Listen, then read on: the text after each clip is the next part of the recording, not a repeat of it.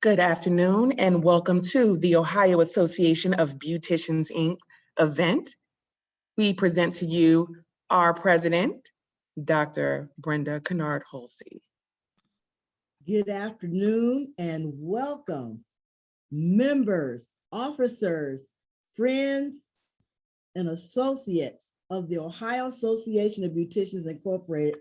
This is our second Power Pack event. This is the second day, and we're celebrating 89 years. I'll come back with more tidbits of the association, but I just want to tell you, as I reflect on the theme of our convention, the legacy and direction of the beauty industry through science, education, and legislation. That's what it's about. And the presenters that are coming are my friends of Politics, Beauty, and Barber, and the Concerned Beauty and Barber professionals, and Save Our Scalps. They're coming with power-packed information that's going to empower you. Sit back, enjoy, and learn, and help our industry to go forward. Thank you.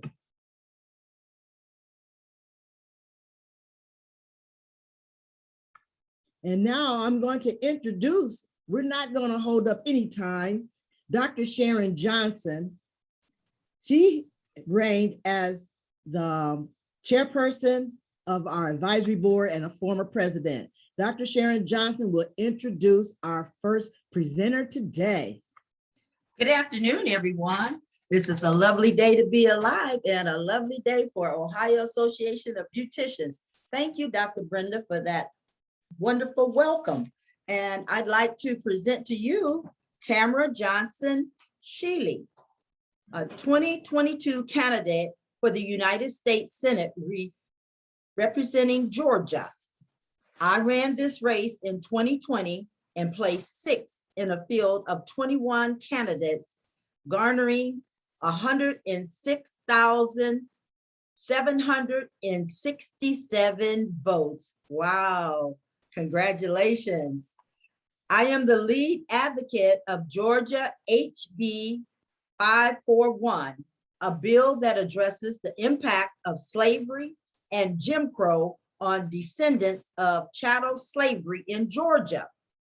I am the founder and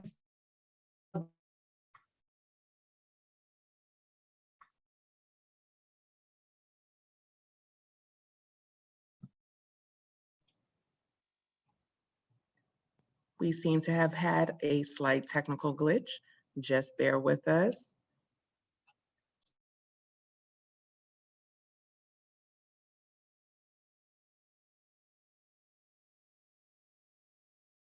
Street urge licensed.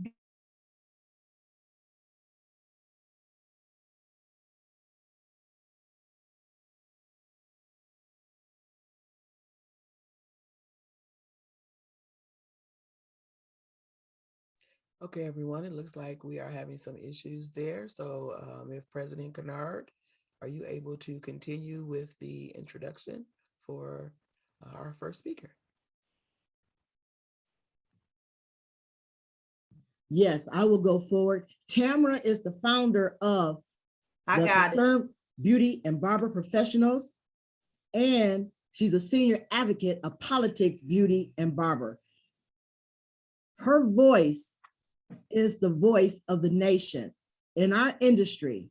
She has been a professional nail salon owner, and she has written she's the author of a book, and the book is entitled The Guide to Thrive and Survive for the Barber and Beauty Professionals. Tamara is an outspoken voice, and in this industry, she brings states together that are fighting legislation. When I found Tamara, I was fighting legislation in Ohio, and I became a collaborate with her, and she is moving nations forward. I am proud that Tamara answered the call to come and help with our convention. And on behalf of the Ohio Association of Beauticians, I present to you my friend and advocate, Tamara Johnson Shealey. Good afternoon, and thank you, Ohio Association of Beauticians. First of all, I want to say how much I love your president, Dr. Brenda Kennard-Holsey. I have known this woman for many years, and when I tell you she is a jewel and she is a force to be reckoned with, that she is. I love you, Dr. Brenda, and thank you for being a part of our efforts with the beauty and barber industry, with our association, the Concerned Beauty and Barber Professionals, and Politics, Beauty and Barber, and Ohio Association of Beauticians, 89 years, right? That is a lifetime. That's a lifetime. And I just want to thank you, professionals, for staying in the fight for what you know is right. I love this industry. I'm gonna just kind of step back for a second before I get into, I wanted the spirit to move me in this moment. I don't like to be scripted. I like to feel it and go with it. And this morning I could have prepared all kinds of stuff, but I know, being in the industry for as long as many of you have, 30, 40, 50 years or more, you've been in this industry as beauty professionals, licensed beauty professionals. We stand on your shoulders. And I just want to say thank you. And I applaud you for all you've done to elevate an industry that has been such a benefit to many of us. I was in this industry, came into this industry back in 1995. Came into this industry wide-eyed and bushy-tailed. I was a nail technician. And the salons that I worked in, I always tried to find salons that had the baddest stylists. So I knew, I so admired the industry from the outside as a nail tech coming in, but on the outside looking in, I so admired the industry. When I tell you, y'all dressed the part, y'all looked the part, y'all lived the part. I didn't know a whole lot about this industry, but I knew I wanted to be part of it. So coming into this industry, came in and learned a lot. I learned a lot. Like I said, I always tried to work around the baddest and the best of you, and I did for many years. But started watching something change, where I saw stylists making six figures, driving the nicest cars, living in the nicest houses, dressing in some of the finest attire. I started to see something change, and I did not understand what it was or what was happening. So I started going to our state board meetings in 2011. And that's when our efforts started as an organization. I started going to our state board meetings. And what I found was that the state boards, our state board, I'm here in Georgia, still didn't address the fact that the stylists now were getting second jobs. The health and safety standards were not the same. The integrity of the industry, the professionalism was going out the window. The state board still didn't address what that was and what was happening. So I got involved with the larger national organization. That organization saw my passion and my love for the industry and took me to Capitol Hill. And there's legislation that is still being fought today. And this was 2012 and 2013 that I went to Capitol Hill. But there's that legislation that we were fighting for then is still being fought for today, that if you have a salon, and I'm gonna come back to my story, but if you have a salon and you have employees and they get a tip, not only is the salon being taxed on the tip, but the employee is being taxed on the tip as well. So we are being double taxed in this industry on a national scale. And unless you are a salon owner, you really don't know that it's happening, but it is. The federal government knows that this is happening, and they've given this provision to the restaurant industry, because the restaurant industry, they're tipped as well, but they give that tax credit to the restaurant industry, but they won't give it to the beauty and barber industry. They won't give that tax credit to our industry because they see that we have a high student loan default rate. We don't pay back our student loans, and we don't pay taxes the way we quote unquote should. So there's no incentive for the federal government to help our industry. So this is legislation that's still being fought today. But coming back to my story, I realized that, you know, the problems that were plaguing us, even with this national perspective and being involved with this national bigger organization that was addressing us as a whole federally with our taxes, I realized that we needed something more specific to those of us who are behind the chair. This national organization not only addressed salon owners, schools, manufacturers, and us. It was too encompassing. So we started the Concerned Beauty and Barber Professionals in Politics, Beauty and Barber. And this organization, our organization, is specifically designed to address the need for higher continuing education standards in our industry. And it addresses the political side of our industry, policy, state to state laws that affect our industry that we don't even know about. So just to give you some hard numbers so that you understand the magnitude of what's happening in our industry, we started tracking legislation, hard numbers, in 2015. In 2015, our organization tracked 308 bills state to state around the country, 308 bills. That was the first year we started tracking hard numbers. In 2016, we tracked 343 bills. In 2017, we tracked 409 bills. In 2018, we tracked 355 bills. In 2019, we tracked 266 bills. Last year in 2020, we tracked 422 bills. So across the nation, our industry is being addressed. And the bulk of this, the root of this, is the deregulation initiatives. They know that this is a very lucrative, when I say they, corporate is who I'm referring to. Corporate knows that this is a very lucrative business. Like I just said, when I came into the industry, I knew stylists that were making six figures. I came into the industry in 95. I'm sure you knew stylists that were making way more than that. But so they know, corporations and the quote unquote government, they know that this is a very lucrative industry. The agenda is to have more workers. They want to open these corporate salons. They want to have these businesses that employ us. And for those of you who've been in this industry for as many years as you have, you know that really doesn't work for who we are as professionals. You know, we're free spirited. You know, we're not a people that you can put in a space and say, this is how you work, and we operate underneath this structure. That is just not how we operate. We're very free spirited. We're creative people, and we don't like to be told what to do. So who we are as the Concerned Beauty and Barber Professionals, we're trying to make sure that there is, our foundation is intact. And we understand that our foundation is health, safety, and sanitation. That substantiates why we even have to have licensure. But we have to have the laws that line up to our licensure. So I just want to thank you for giving me an opportunity to speak this morning. I think I have about 3 more minutes.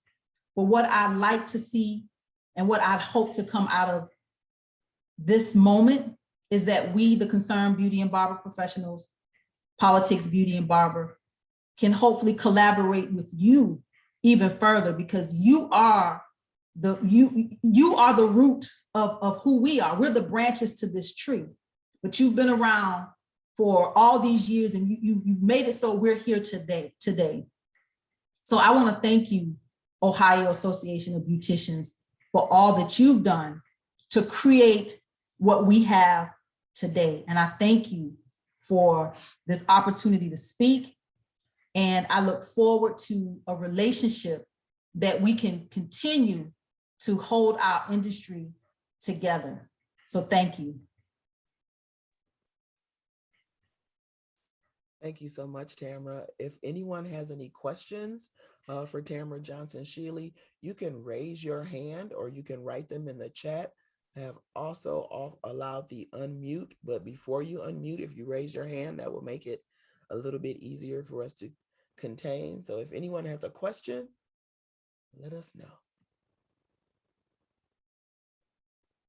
While we are getting started, I have a question. I found your presentation very engaging, and being an advocate for other areas. I think that's so interesting about the beauty industry. Can you share any outstanding or new finds or new things that you're fighting that in your area that maybe those of us in Ohio and other areas are not aware of? Well, I think that now that we're in this COVID season, you know, look back just a year ago, our industry was deemed non-essential. We were deemed non-essential. And that was a bit disturbing for the industry, because all industries, when COVID happened, needed to stop. We got that. Everybody needed to say, okay, what do we do to make sure that we don't contribute to the spread of this virus? But this is an industry where we are first trained in health, safety, sanitation, and infection control. That is who we are as beauty and barber professionals.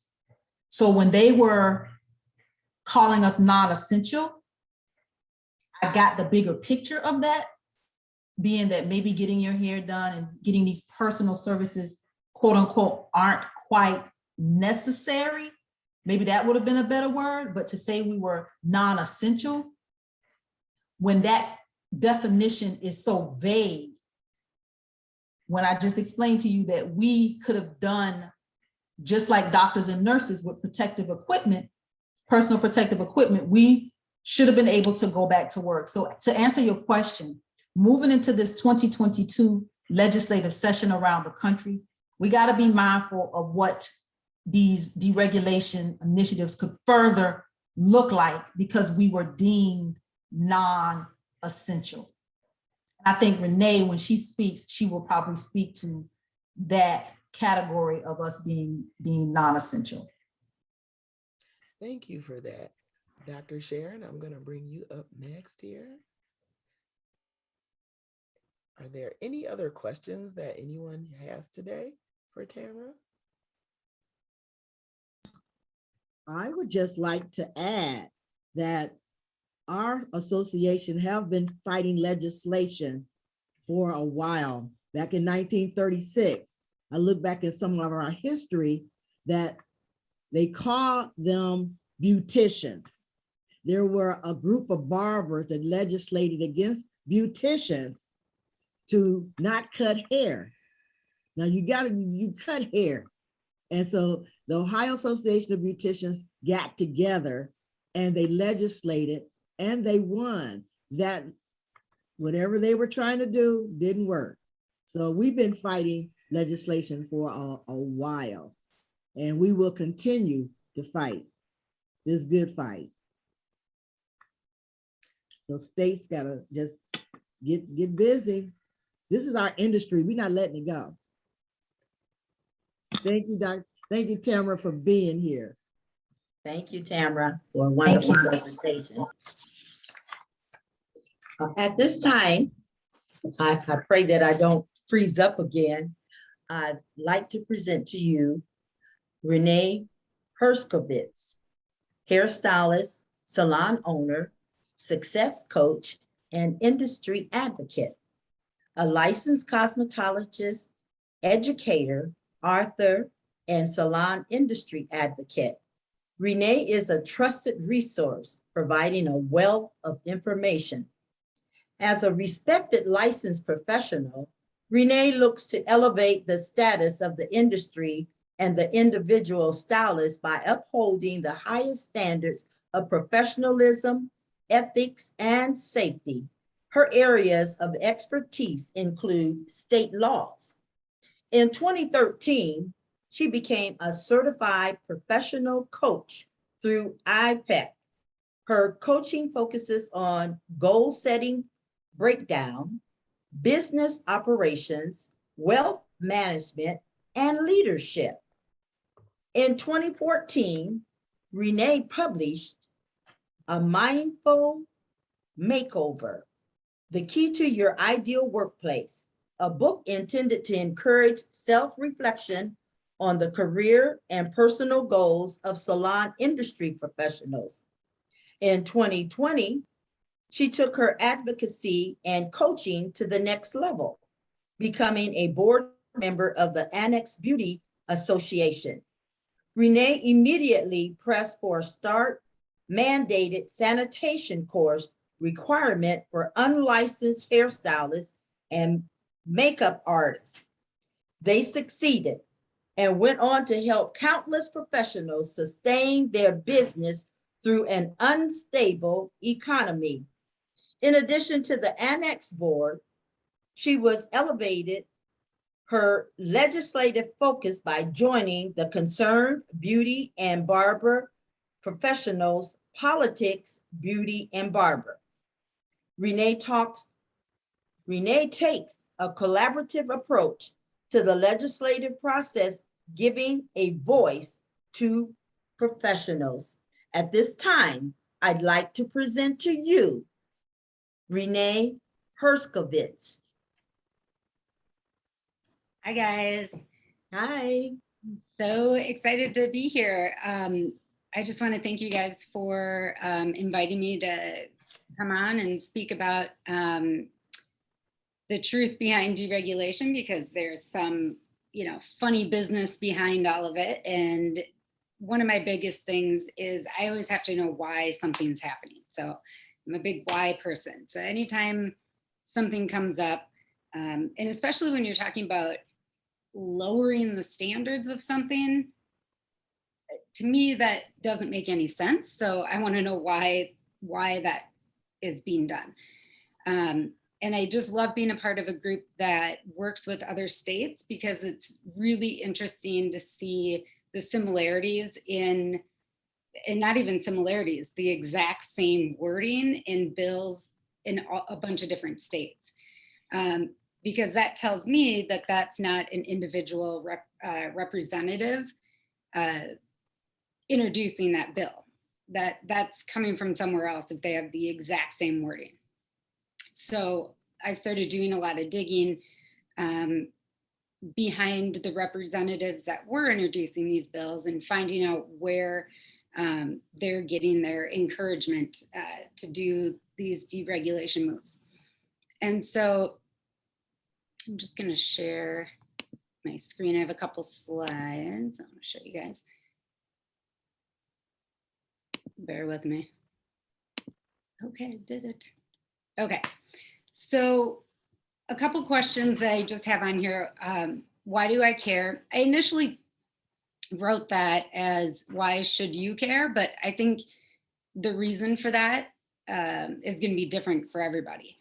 So one of the biggest things for me is thinking about a generation coming up behind me in this industry, and just knowing all the things that I've benefited from in this industry.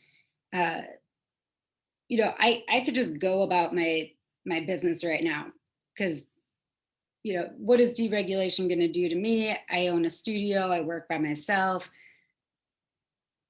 I'm 22 years in the industry. I'm kind of like, is this really going to affect me?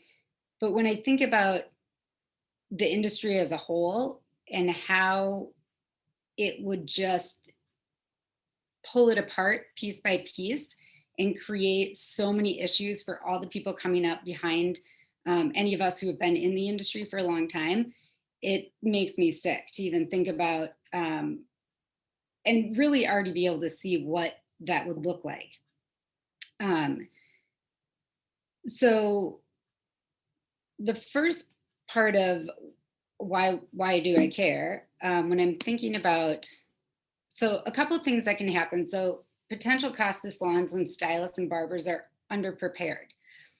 So what I've noticed in a lot of states that are introducing these bills is they start by lowering the hours. Then once they lower hours, then they start to fully delicense just certain parts of the industry. So not a whole, but they might pick makeup artistry, hairstyling, like a couple little segments of it. And I'll talk about that in just a little bit. But a few things that I can see that would happen already, and I think a lot of, I'd like to hear what you guys think about this too. But when we have stylists coming out of school, say, having less hours, so they're totally underprepared, it's going to be on the salons to train them. So that's going to be a huge expense and a lot of time for training new employees. You're going to have a lot more unsatisfied customer redos and refunds. That's going to be a huge expense. Bad reviews. We all know how much a bad review can take out a business. Increased worker comp claims. So if we don't have as much education on safety and sanitation, when you start delicensing trades, you also start losing worker protections. So that's going to increase, which is going to be a huge expense on your business. Higher insurance costs, attorneys' fees, that kind of stuff is going to be added into that. It just overall reduces the standards in our industry. And I think we can all agree that it's going to create a lot more segregation in our industry, which is already an issue. Because when I look at this, I think, okay, if some of these things are an issue, why aren't we enhancing the standards of the industry? Why aren't we requiring more things to be added to the curriculum versus taking that away? That is the part that doesn't make any sense to me. Why you would want to lower the standards versus increase the standard. So that's initially where I just started questioning, what is behind this? So I'm going to just show you. So this is a model policy by a group, and I'll talk about them in a minute, where this identical wording in this bill was what was used in a bill in Minnesota, where I'm from, that was introduced and passed in 2020. So now makeup artist and hairstyling, anything like that, you don't have to be licensed. And then if the salon only offers those services, the salon does not have to have a salon license either. So you can kind of see how it's starting to just chip away, right? So they don't do it as a whole, because then people would pay attention. So if they do these things to kind of chip away at it, it doesn't seem like that bad. And this is also how they get other hairstylists on board to agree with it too, because they think, oh, it's not that bad. This is just making it easier for this or that. And so the second part of this, which kind of goes to what I was talking about for cost of salons. So this is the other part of that bill. So consumer protection. So you can see right here, they talk about the salon owner is responsible for ensuring the education and training, the competency, and protecting the health and safety of customers, person who works in the salon. And you can see here, the owner of the salon would be responsible for all damages that are determined in court. So what this tells me is, if you have a license, right, and you do something incorrect, that salon owner isn't going to take on all the burden of if a stylist does something wrong, because there's a level of competency that is expected out of that stylist when they have a license, and that license can be taken away. So that gives a lot more strength to if you're the owner, that your business doesn't just get taken out because of one stylist, if that makes sense. So the license really protects us as an individual, protects everybody else in the salon, and it protects the salon owners and customers. So who is behind the deregulation bills? There are three main groups. So ALEC, the American Legislative Council, and the Institute for Justice. They're both organizations that are funded by the Koch brothers. And this bill, this bill, where it says model policy, if you go on ALEC's website, you can look at their policy initiatives and see the actual bills that they have approved to be handed over to representatives in your state to then be introduced and passed. So there's a ton of money behind this. And their biggest initiative, they are a massive lobbying group for corporations. So going back to what Tamara was talking about, they want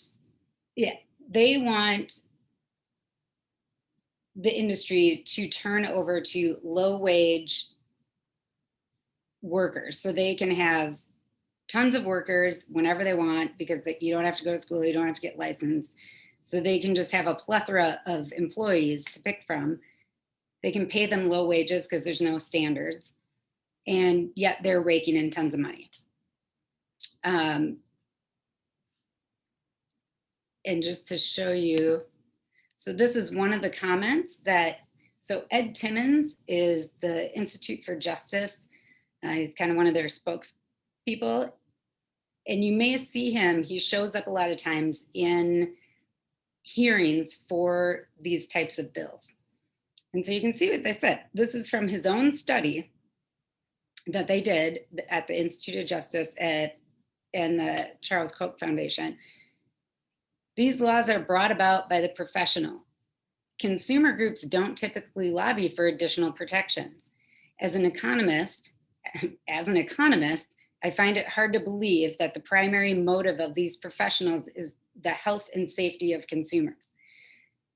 Now, when I read that, I think that's what really lit the fire in me as far as going after these bills and making sure that they do not get what they want, because here's his second part of that quote. They have a financial motive, and we have documented that licensed professionals earn more. They have documented that. They can charge higher prices because of these laws. So they flat out admit that when you remove licensing, the wages of the industry professional goes down. So I don't know how much clearer they can be putting it as to what they are looking for. And this is one of your state legislators. And this is straight off the ALEC website. And she was named State Legislator of the Month. So, and she is the main sponsor of HB 277 in Ohio. So when you start to kind of see where all of this is coming from, and that it's not,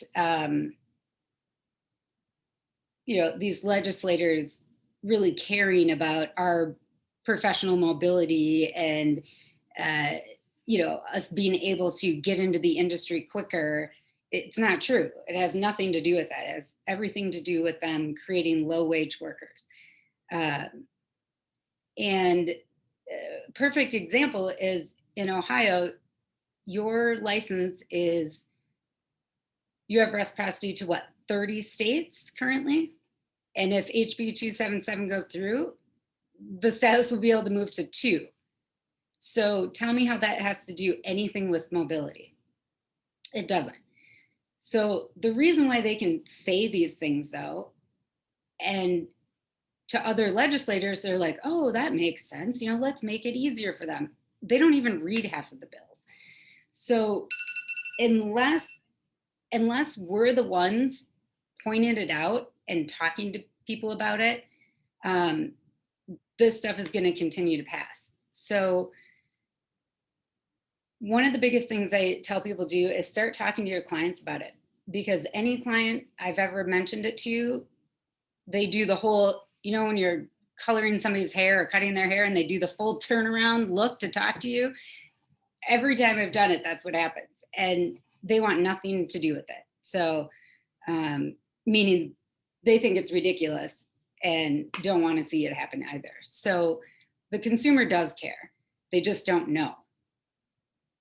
So I don't know if you guys have any questions.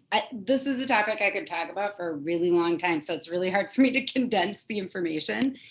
But if you guys have any questions about the organizations or kind of how they go about it, I see some stuff in the chat.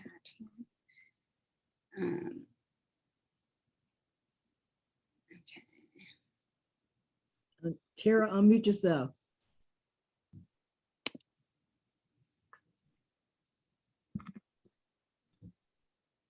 Yes, when you get a chance, if you could put back that other slide, I wanted to take a picture of the, what the Koch brother or whoever said the first one. I have a picture of the second one whenever you get a chance, but that's all I would like.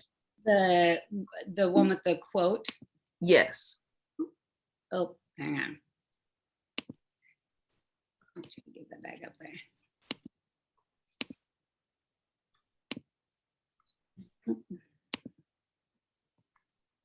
Okay. Oops.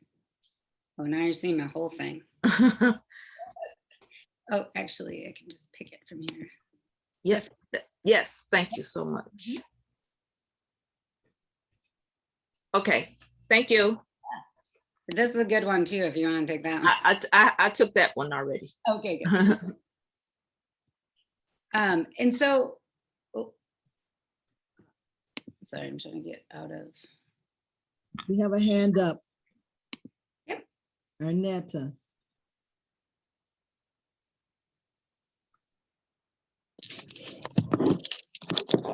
Okay, hello, everyone.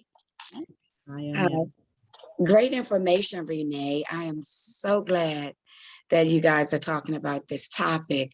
I know in Maryland, we had a bill passed in 2018 to enforce continuing education. Mhm. And so the bill was passed, but of course not enforced because, like you said, they are focusing on deregulation. But I wanted to add that PSI, who's giving the tests for most states, they have started to a campaign, if you will, to generalize the test so that every state will have the same test. Mm-hmm. They only have, I think, about 3 states on board, and they're speaking with Maryland. Maryland is not on board yet, but I think they are interested. When I was in on one of the state board meetings, they said, when you get more on board, come back, right? I mean, either you like it or you don't, right? But I just wanted to add that we as an industry can too focus on continuing education per each state and maybe rally behind people such as yourself and PSI so that we can eliminate a confusion and a lot of mess, if you will, but a generalized test. I think they're onto something. Yeah, absolutely. I think, and I haven't looked into them, and I'm glad you brought that up, because I'm going to do some digging into them too. Yeah, there are definitely some things going on that would not be a bad idea, and that's one thing you want to look for too in these bills. Is a lot of times they will tack on the deregulation pieces to something else that sounds really good or will benefit the other side of the industry. That's what they're doing in California. They actually, in the same bill, they Mhm. put legislation that would actually help. I think it was massage therapists, but then not help. Well, they were just delicensing haircutters.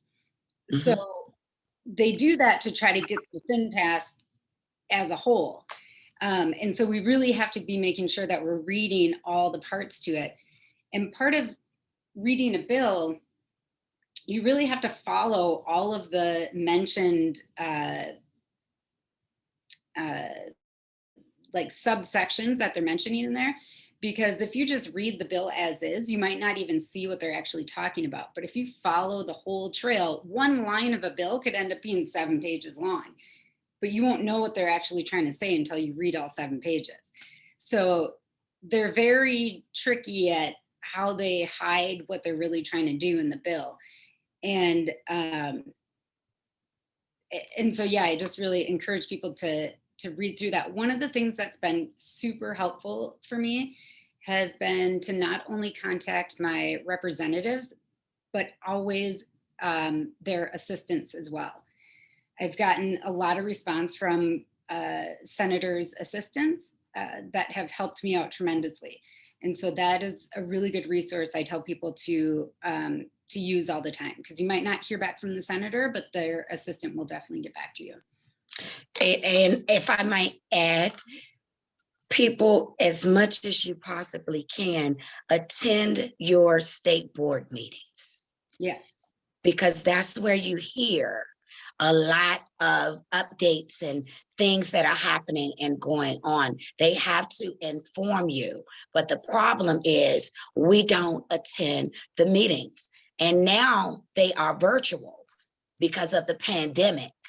So we really have no excuse. I know we can't make them all, but at least try to mark your calendar for your monthly state board meetings. That's where it's going down, and that's where your voice will be heard.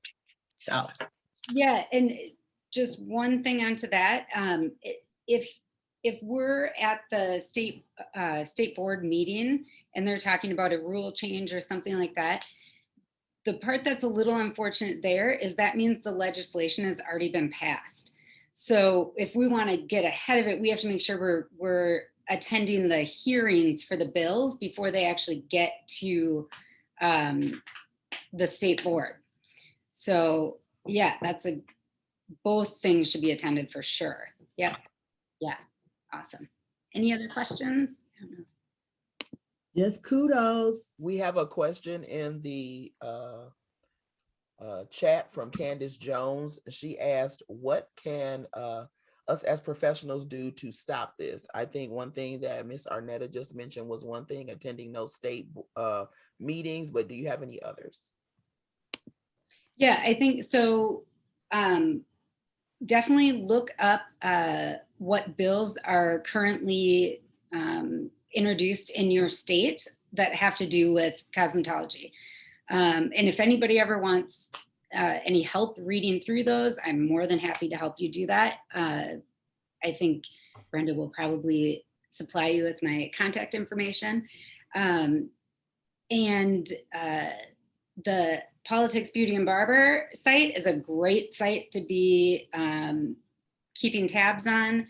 Join us, because we are looking all over the country and seeing what bills are coming up and where they're at in process.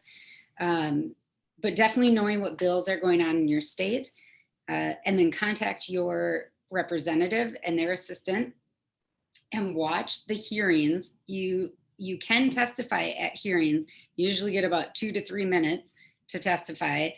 So just make sure you're really clean, bullet pointed information that you can speak at the hearings for the bill.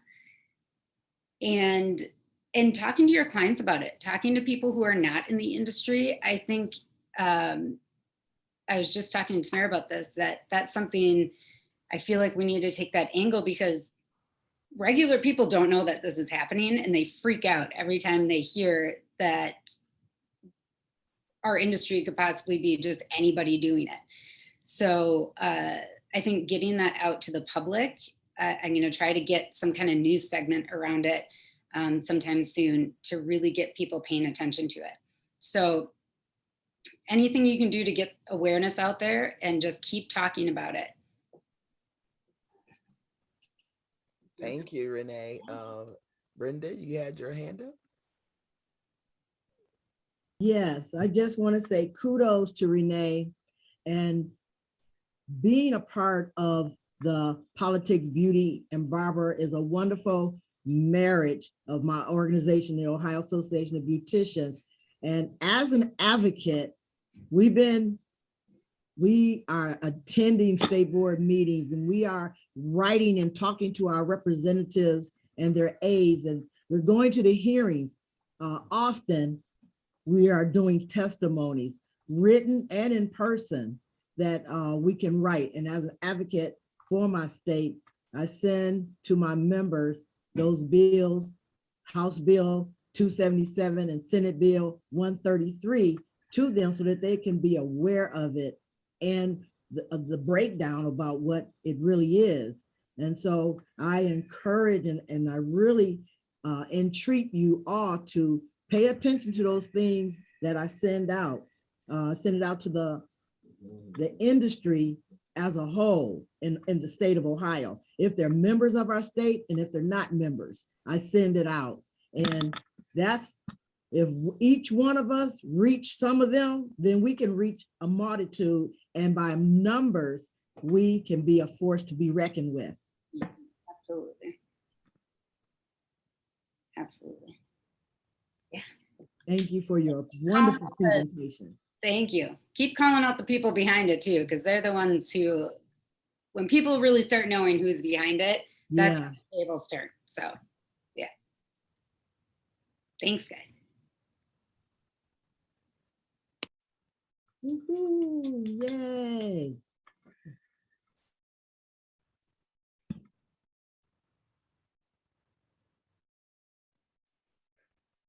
Well, we're getting ready to have some fun. Is it time for a raffle, Crystal? Absolutely. And All right, everybody hold on to your seats. I believe We're going to have a raffle and an intermission. Crystal, you want to I'll take expound it on that? for the raffle. Thank you so much. Now, for everyone who is here, you are entered into a raffle. We have several gifts today. We just actually, Dr. Brenda got an additional gift. Our next speaker, Ms. Danielle Slade, is also adding in a free copy of her book, Survival Guide to the Solopreneur. And so that is going to be our first prize right now, the Survival Guide for the Solopreneur. I'm going to go ahead and share my screen and get this raffle going. All right, everybody ready? Let's see who the winner is.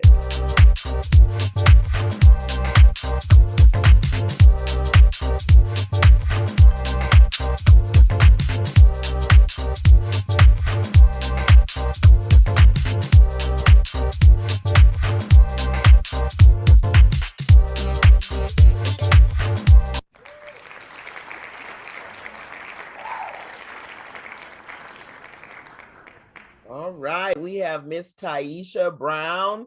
Taisha, you are on joining us by phone. Let me make sure, are you still here? If you could push *6, let us know.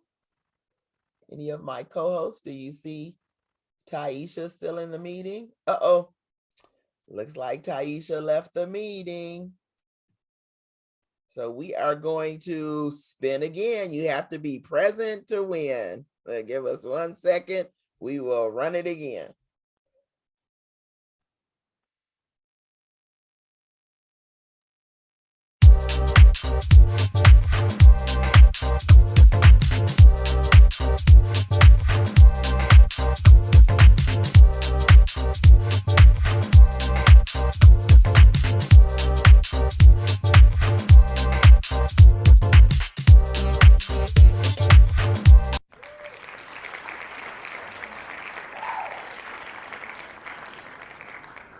Regina Walston. My co-host, do you see Miss Walston in the meeting?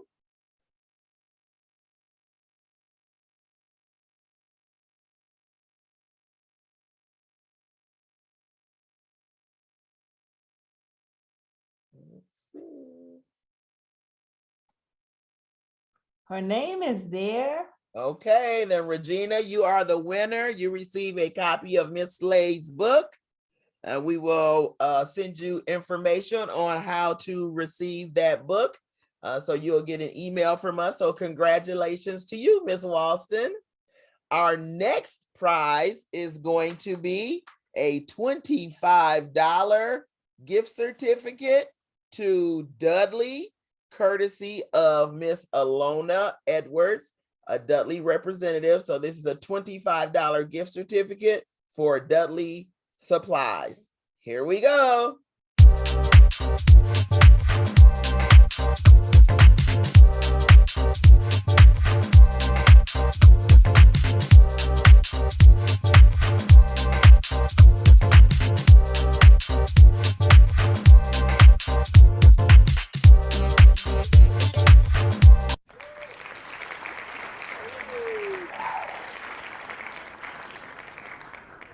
Yolanda Nix, you are in the meeting. Congratulations. You are the recipient of the $25 gift certificate for the Dudley products. Congratulations to you. Now, this next prize is a biggie. It is a $50 gift certificate for tax preparation from Compro, one of our sponsors in the meeting today. So this is, again, a $50 gift certificate towards a tax preparation service. And we all know how the tax man is. The tax man is coming. So if you need somebody to get your taxes together, we're going to give this free, so give $50 gift certificate to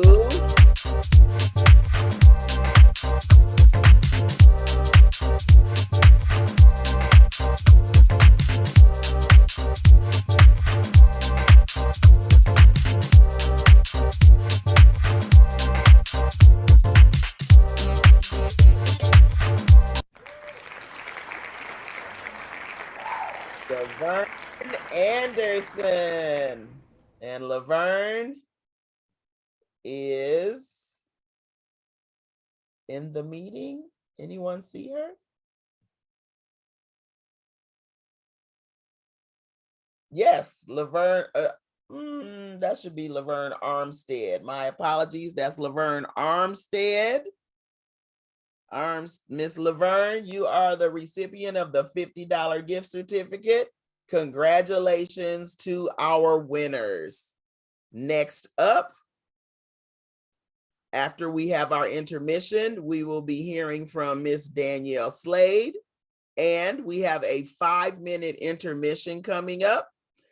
So you can take a few minutes, grab something to drink, and meet us right back here in 5 minutes. Thank you.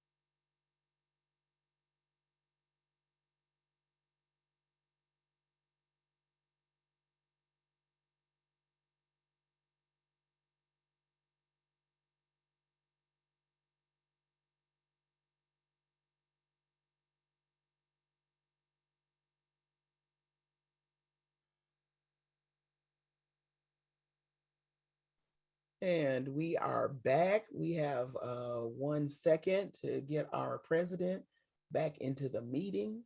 Once she is on audio, then we will be ready to start. Give us 1 second. You get a couple extra seconds of a break.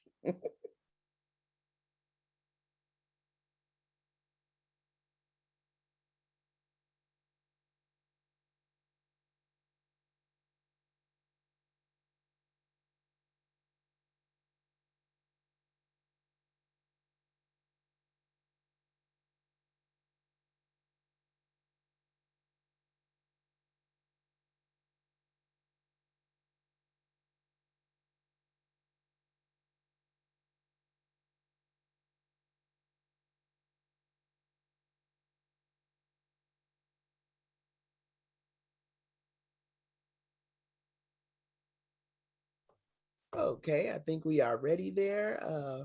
I am back. Okay, if you can go ahead and turn on your camera, we are ready to go.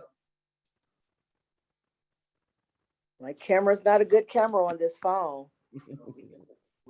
Can you see me, Crystal? Yes, we can see you. Got a little bit of a little glare there, but Okay, so we are now back from the raffle, and we've had our presenters. There's been wonderful information and that we all need.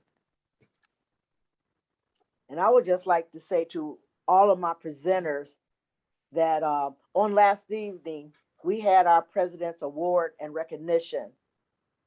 And there is an award that I give out, and it's called the Above and Beyond. And it's given to those who have, that I have a grateful appreciation for. And to them who have gone above and beyond are the presenters here today and on yesterday. So I'm thankful for you all that you have gotten the Above and Beyond Recognition Award from me and our association, the Ohio Association of Beauticians Incorporated. And so I'm going to turn it back over to Crystal. all right, everyone. Next up, we have Miss Chris Smith, who will be introducing our next speaker. Take it away. Our next speaker, Danielle Slade, is a licensed cosmetologist, educator, salon owner, and author. Most of her professional career has been focused on the importance of obtaining advanced education and independent study to stay effective in business and providing optimum hair care services to clients. She has written 2 books and is an inspirational journey for beauty and barber professionals to advance in business beyond the chair. Danielle's passion for the beauty industry has led to becoming an advocate for other professionals. As vice president of the Concerned Beauty and Barber Professionals, an organization that addresses the need to protect the health and safety of licensed professionals and the clients they serve, as well as an executive director and trainer, an advocate for politics, beauty, and barber, an organization that works to strengthen the professional license of the beauty and barber professional, and to encourage professionals to engage in the political process. As a salon owner, Danielle has been able to overcome many obstacles. With each bump and bruise, she has obtained experience and wisdom on how to run a 5-star salon and become successful behind the chair. Ladies and gentlemen, Danielle Slade. Okay, hello, everyone, and thank you for such a beautiful introduction. I'm so honored and so excited to be here today. I just want to thank the Ohio Association of Beauticians and Dr. Brenda for this amazing opportunity. I'm just really excited again to be here among such greatness. So I'll go ahead and get started with my presentation. Can everybody hear me okay? Okay, perfect.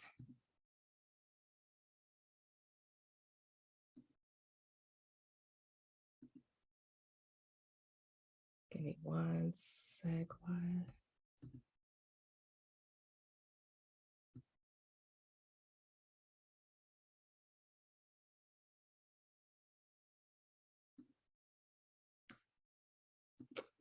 Bear with me 1 second. Why is it not letting me share?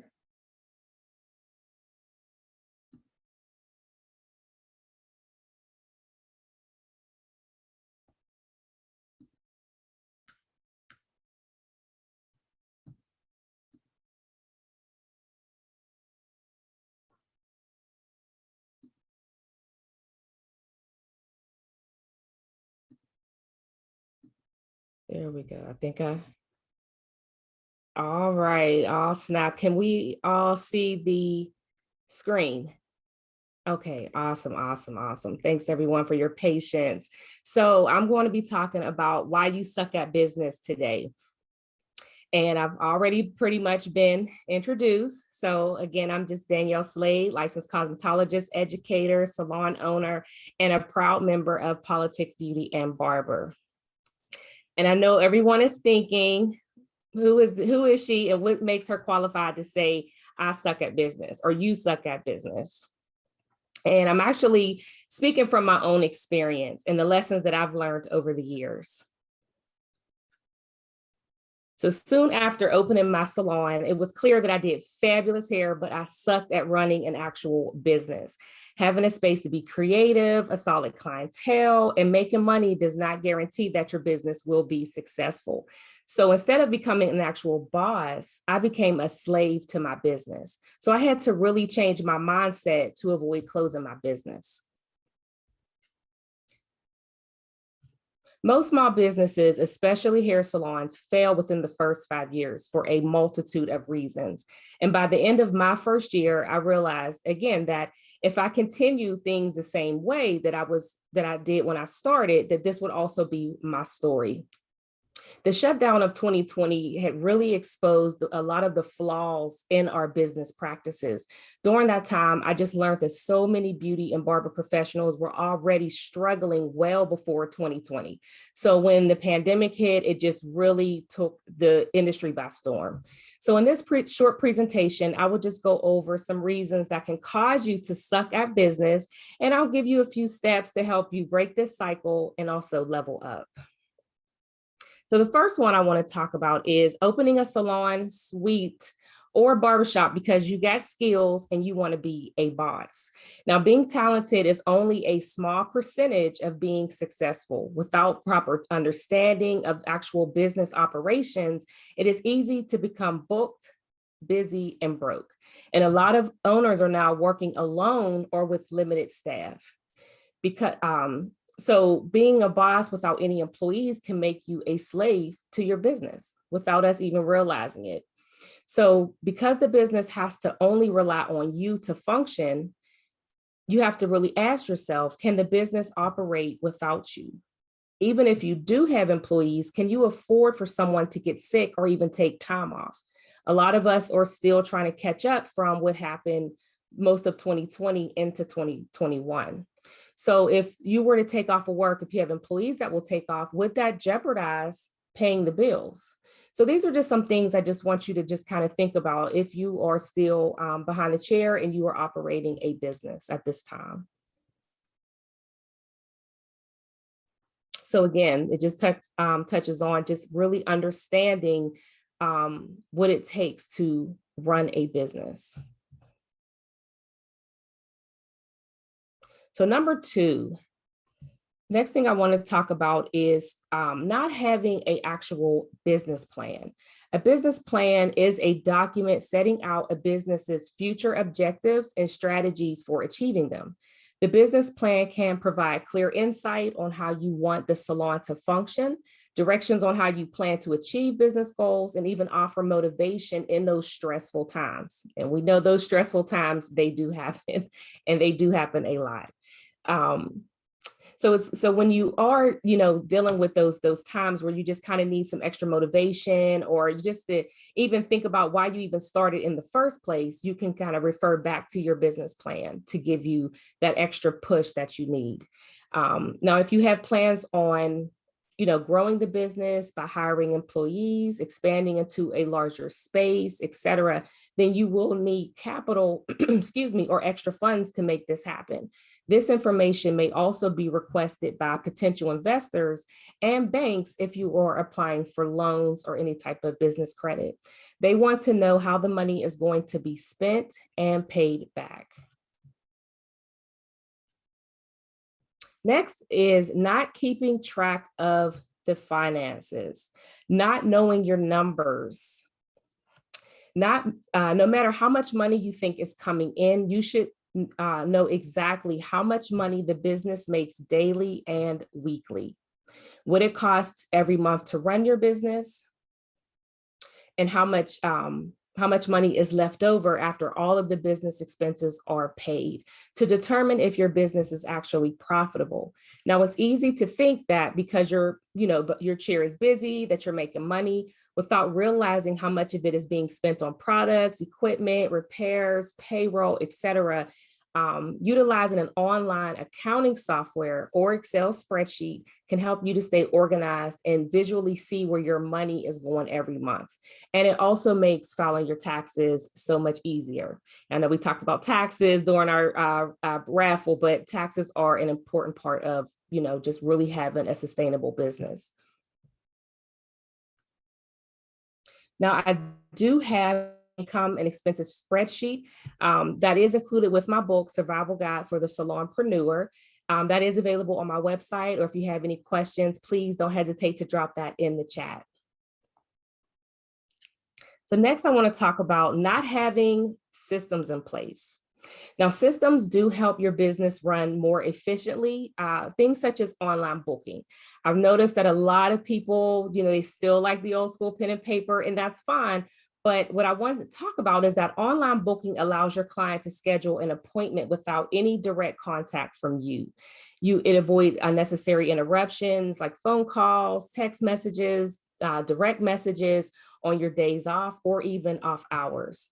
So you can set up your schedule online. The client can select the best day and time at their convenience, and they don't have to wait for an actual response from you. You don't have to necessarily return phone calls at the salon or even text messages. And that was something that had truly helped my business, because when I first started out, I was a solopreneur. I worked alone. And one thing I did not do was I would not take calls while I was servicing clients. I just thought that was just very unprofessional. So at the end of the day, I would be checking tons of messages, or I was coming in on my days off or coming in early just to try to keep up with the workload and keep my schedule booked. So that helped out tremendously. So let's see. Trying to cater to everybody. Now, this mindset can be absolutely detrimental because clients get comfortable and they do not want things to change. I don't know, maybe it's just my clients, but they like to keep things the same. They don't really like a whole lot of change when it comes to just how things are done at the business. So it also can cause a struggle with price increases and removing services from your menu, making it difficult to grow your business. So stop doing services that you hate. Focus on what you're good at. For example, I used to do extensions because I was really good at it, but I would dread it every time someone booked a sew-in or a quick weave. To me, quick weaves are just not quick. And I thought they were just very time consuming. And I realized that clients really just didn't want to pay for the amount that I thought that it was worth. So that was just something that I removed from my menu. And I began to specialize in the services that I actually wanted to do. And by specializing, I was able to actually charge more money and work less hours. So that was a big win. So I just want to touch on, so when it comes to specializing, I know it can be a little frightening for people, but think about it, your doctor. When you need something done beyond what your PCP offers, you're normally referred to a specialist. And that specialist only really works on certain health conditions, certain diseases, et cetera. They are not boggled down with everyday things that you would go to your PCP for. That specialist normally works less hours. They work, and they also charge a lot more for those services. So that's something that I just kind of want you to keep in mind. If that's something that you haven't done or you're considering it, specialize, as they say, there's riches in those niches. Next is define your ideal client. it is scary when you do decide to specialize, as we talked about, because sometimes you will lose clients. But the key is to find your ideal client, someone who needs the services you offer and does not mind paying your prices. This will eliminate stress, gain more control over your workday, and increase profits. And remember, when old clients leave, it opens up the schedule for new clients. I know for me, I was working a lot of hours, especially when I first opened, and my children were still, in school. They were playing sports. We just had a really busy family. And I always felt like I was just kind of burning the candle at both ends. I'm trying to, keep the salon flowing, but also still be present at home. And I would just be burnt out. And I just was like, okay, Lord, there has to be another way around this. I know we're meant to just work our lives away. So specializing was definitely something that helped me, and also just really finding those clients that wanted those specialized services. So next would be more than a business card. Now, years ago, having a business card was all that anyone needed to really tell people about your business and your services. Passing out a well-designed business card will bring you a new client, but will it keep them coming back? And don't get me wrong, business cards are definitely needed. We still like to have cute, fonts and colors, but the business name is also important. Like I said, your colors are important and your font. You want to make sure that you're really, that your business speaks for itself if you are still using business cards. But what I wanted to touch on is that not only should we just be focusing on our business cards, but we should also be thinking about building an actual brand for our business. So just a few things that I want you to kind of think about if you feel like you are not quite building a brand, or you're not really sure how to even get started, or maybe you just want to start changing what your current brand looks like, is what do you want to be known for? What do you want people to say about you and your business and services? And what do people actually say when you're not around? Now, what clients say about your services and, how they feel about your business, that technically is your brand. No matter what you think your business is, the clients will let you know what your brand is all about. So a great way to find that out is to collect surveys from your clients, encourage them to, send in reviews, even send out surveys if you have to, and that'll help you to kind of get an idea of what those clients are thinking about for you in your business. Now, one thing that you may notice is that once you start to get this information, if you go on your social media or your websites or anywhere that you currently collect reviews, take some time and read through those and see if it actually matches up to what you were thinking about what your brand stands for, or what you think you do in your business or behind the chair. So like I said, branding is not necessarily what you think your business is, it's actually what other people say about it. And branding is also important because it gives a clear insight on how to target those ideal clients. So it also makes you aware of any changes that need to be made within the business, and any products or services that you offer should also align with what is already expected. All righty. So not having business insurance. So I know this is something that, a lot of times we're not necessarily told or talked about when we go into business for ourselves. Insurance is so important, especially as you notice with so many different things happening with flooding, tornadoes, fire. There's just so many situations that could really cause a lot of havoc for you, your finances, your business. So you want to make sure that you have some security in place so that if something does happen, you're not starting completely from scratch. So if you do have a current policy, make sure that you take some time, you read over it, and that it will cover different, natural causes and even things that may happen inside of the salon, electricity, but someone accidentally leaves on a flat iron, or, just anything can happen. You definitely want to make sure that you are covered. All righty. So that is it, everyone. I mean, I could definitely keep going. I love talking about this subject, but I wanted to make sure that we left time for any questions that anybody had. And again, I just want to thank you all for tuning in. That is my website listed there, daniellesofancy.com. If you have any questions or concerns, you can also drop it in the chat as well. Thank you so much. Thank you, Danielle. Does anyone have any questions for Danielle? If you would like to, you can raise your hand and we will select you, or you can unmute or put it in the chat.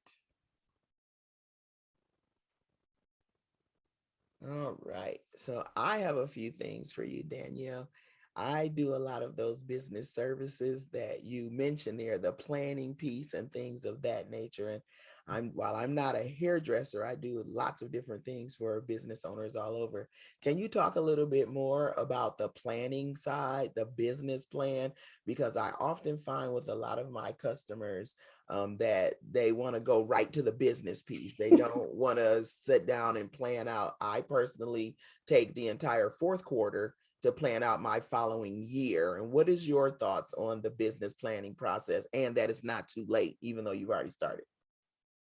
Oh, great question. Great question. I think it's never too late, because I feel like once you know better, you can do better. A lot of us, we're just not educated on what it takes to really run an actual business. So what helped me is that a mentor that I had, he would always kind of shift my mind around my favorite like corporations or retail stores. He was like, Danielle, where's one of your favorite places to eat?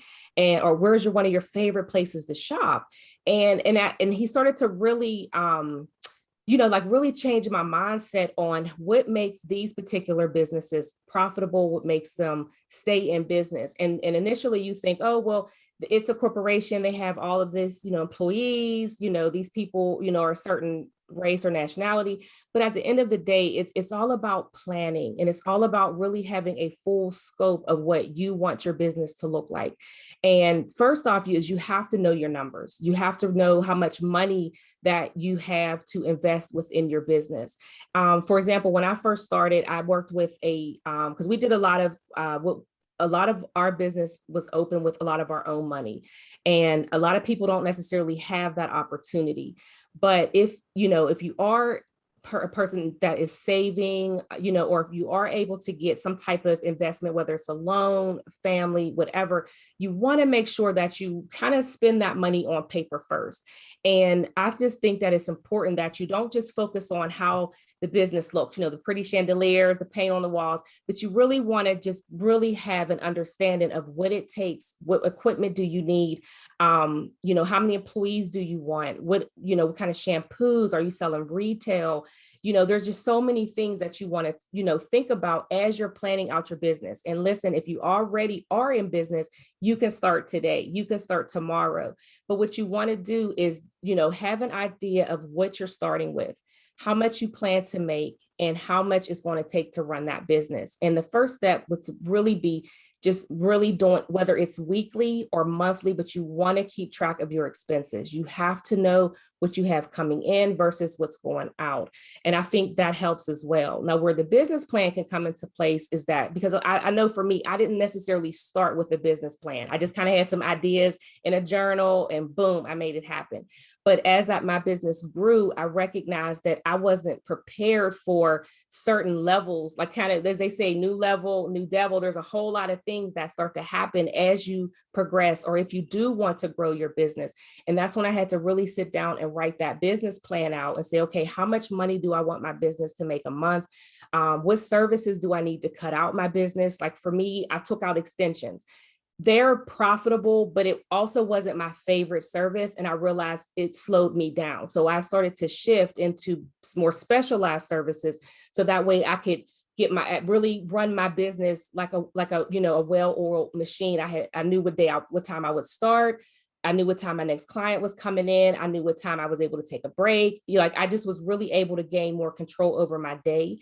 And then also really understand how to capitalize on as much income as I could. So that would be, okay, if I know I'm doing this person at, 10 o'clock, we'll be done by 12. My next person can come in at 12:30, and that's so on and so forth. And then that way you can start to see where your money is maximized. Because I think sometimes we're all over the place when it comes to services. We want to offer everything because we can do it. I don't know what it is in the Black community, but we have this stigma that just because you're Black or just because you know how to, you come from a certain community or area, you should be able to do whatever that client asks for.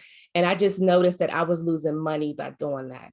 So I think those are great ways to really start looking at your numbers, see where you're like really losing out on money, as far as if you want to make so much money a day, if you want to make so much money a week, really kind of narrow down what your day looks like, how many clients you can bring in, or how many clients your stylists are bringing in, how much they're making off of each client. Times that by how many days a week that you're open, that you're accepting clients. And then you can start to see how much is coming in and then take a look at how much is going out. And then that way you can start to find any areas that might need improvement. Excellent. Thank you. Are there any other questions? Anyone?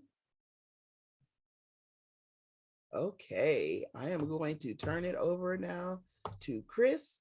She will thank you so much, Danielle. Excellent presentation. We are going to. Thank you so much, everyone. Thank you for joining us. Thank you so very much. That was so informative. And now our next presenter will be Krista Porter, PhD.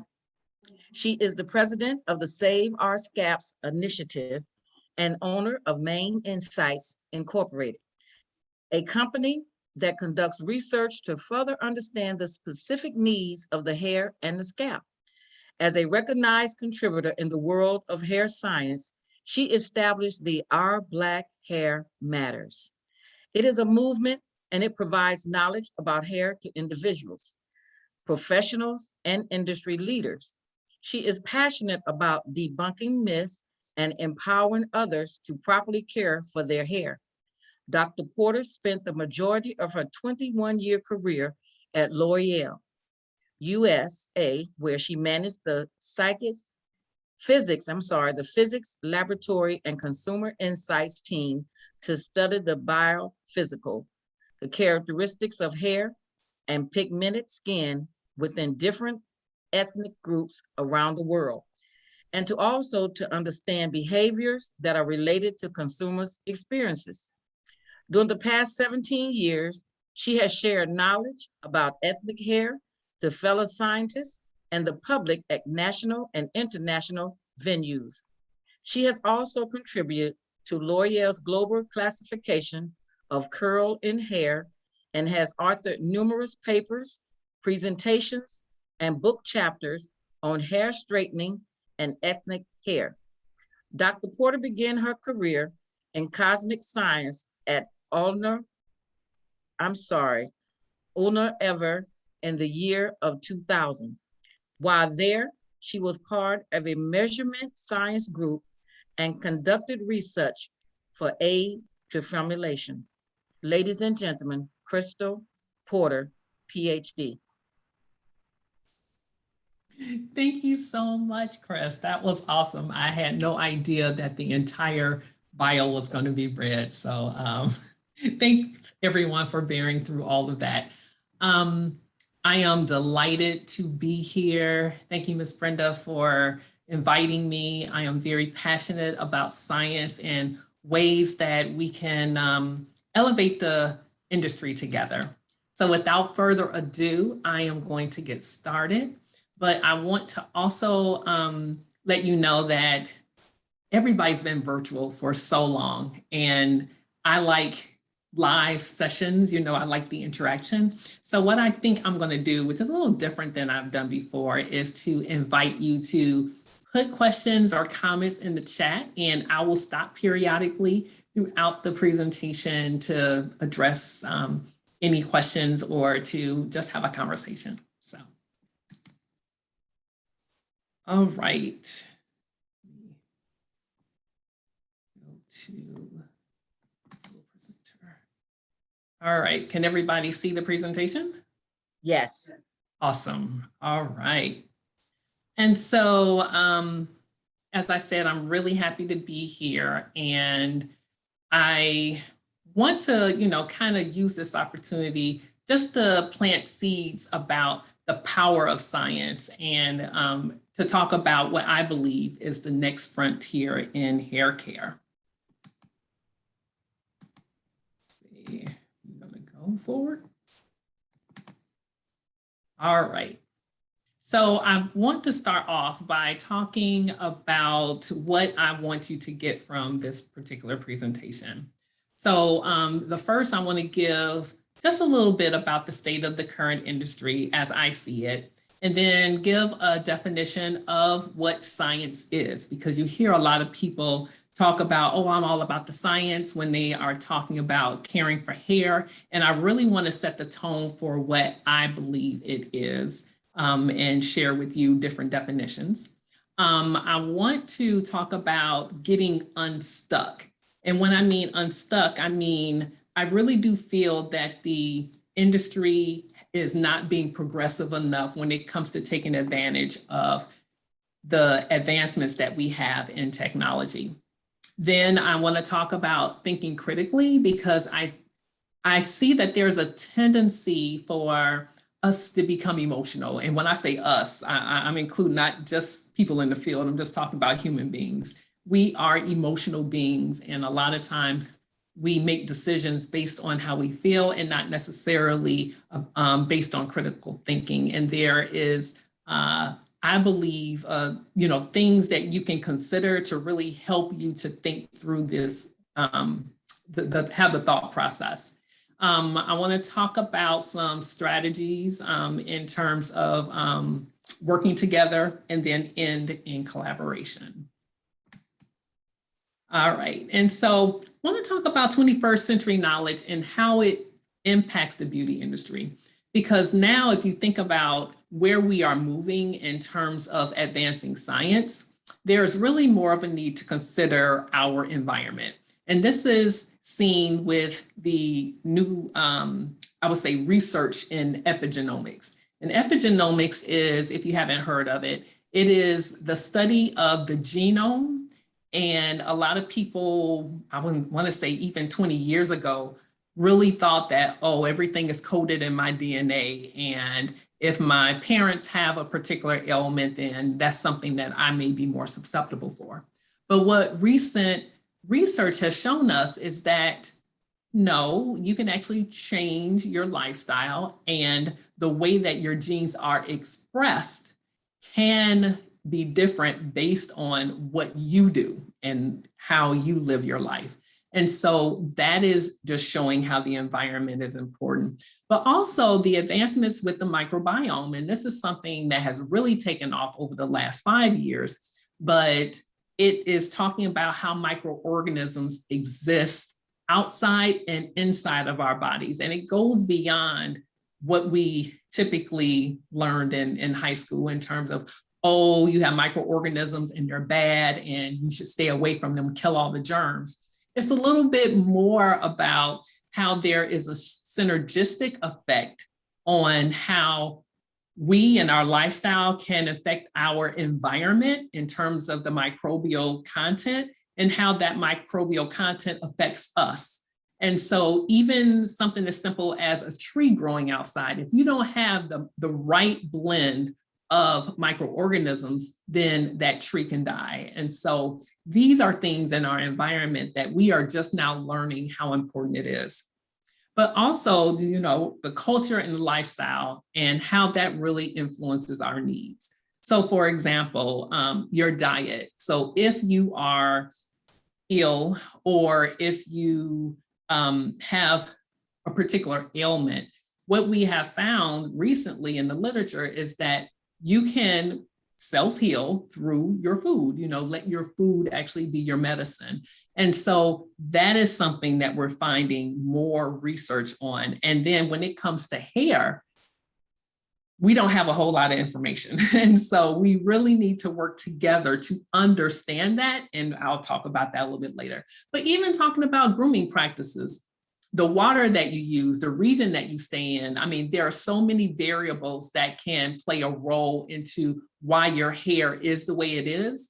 And we are just used to having experiences and then tweaking. So it's like not really having in-depth knowledge based on data. And then that's what I want to talk about, just having more data. We need to base our decisions on science and what the data is showing us, as opposed to the trial and error typical way of assessing or providing services. And then our personal choices can create unwanted problems. And that kind of goes to what I was talking about in terms of, diet and becoming ill. But, there's a rise in different types of fields now, like trichology, which is the study of diseases of the hair and scalp. And so our personal choices are giving rise to new areas of study or of the type of professional services that you can provide, but also looking at functional medicine. I'm finding more and more alternative physicians who are really incorporating a lot more of just the stereotypical way of, okay, let me take your heart rate, your blood pressure, look at your cholesterol levels.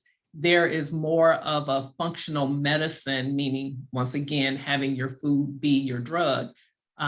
But that is something that is on the rise right now. But unfortunately, the hair care industry is lagging. And so let's first talk about what science is and why it's important. So if you look at the Merriam-Webster definition, it is said that it's the science of knowing, or the state of knowing, knowledge as distinguished from ignorance or misunderstanding. Now, to me, that's a whole lot of nothing. That really doesn't say much. So let's see what Oxford says. It says knowledge about the structure and behavior of the natural and physical world based on facts that you can prove, for example, by experiments. Now that's a little bit better, but I actually found a good definition looking at sciencecouncil.org.